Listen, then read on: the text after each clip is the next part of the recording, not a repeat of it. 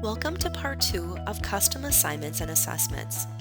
We're going to continue to learn about this awesome tool that allows you to become an Ignitia author. Knowing how to use the teacher authoring tool will enable you to create fun and engaging assignments to personalize and enhance your custom courses. Let's pick up right where we left off in part 1. We just built a fun and engaging lesson by adding information and multimedia to the content pane. Now it's time to assess students on the content.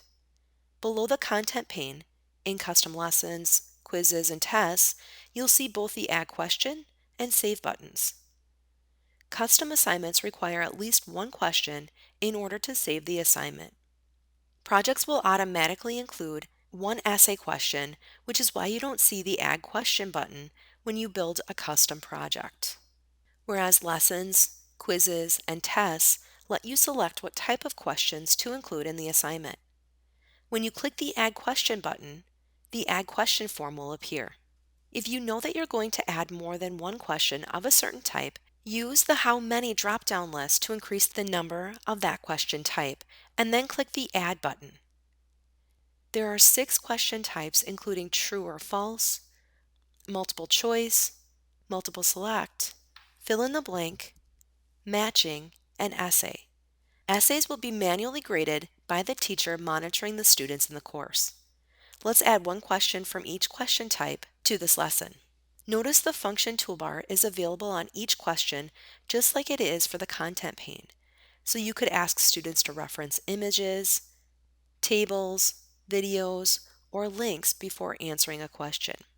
For true or false questions, enter the question in the question pane. After you've added the question, click on the correct answer. For multiple choice questions, you will again enter the question into the question pane. Then add the answer choices in the text boxes below. You can click on the Add option to add additional answer choices. Then click the circle next to the correct answer choice. Multiple select is similar to multiple choice, however multiple select allows for you to have more than one correct answer. Enter the question into the question pane. Then enter the answer choices in the text boxes below. Again, you can click Add option to add additional answer choices. Be sure to click on the checkbox next to each correct answer choice. For fill in the blank questions, enter your statement or question in the question pane. Then type in the response that the student should supply for that blank. You can click on the Add answer to add additional acceptable responses from students. Students will not be penalized for non-capitalization of fill-in-the-blank responses, but students must supply the response word for word that you enter into the answer space. If the answer to your fill-in-the-blank question is a person's name, for example, you may be willing to accept either the person's full name for a response or just the last name for that person. Be sure to add all answers that will be acceptable here. For matching questions, you also have the option to utilize the question pane to provide students with directions, information, media, or anything that you'd like to include. Or you can leave it empty. You must, however, enter the answer on the left-hand side and directly next to the answer supply the description that you would want students to use to match the answer. Don't worry, the descriptions will automatically be randomized for students so that the answers and descriptions do not line up across from each other. If you want more than the default 2 options, click Add option to provide additional matching opportunities. For an essay, simply add the prompt and the question for the student in the question pane.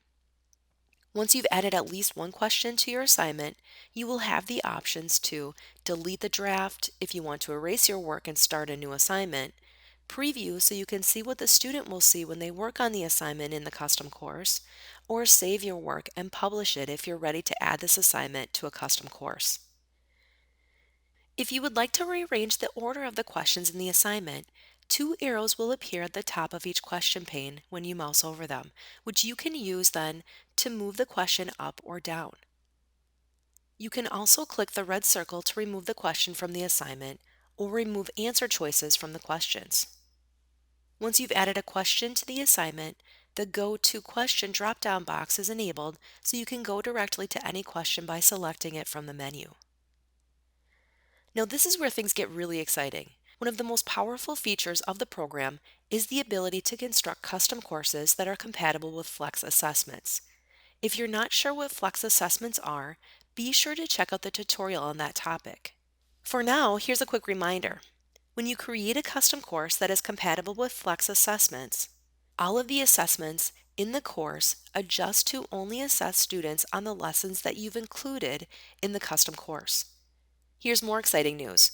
When you create assignments for a custom course that are compatible with Flex assessments, you will only have to create lessons or projects. One of the best features about this tool is that you won't ever need to create a custom quiz or test because Flex assessment compatible courses will create assessments for you. You would only need to create a custom quiz or test for a custom course that is not compatible with Flex assessments.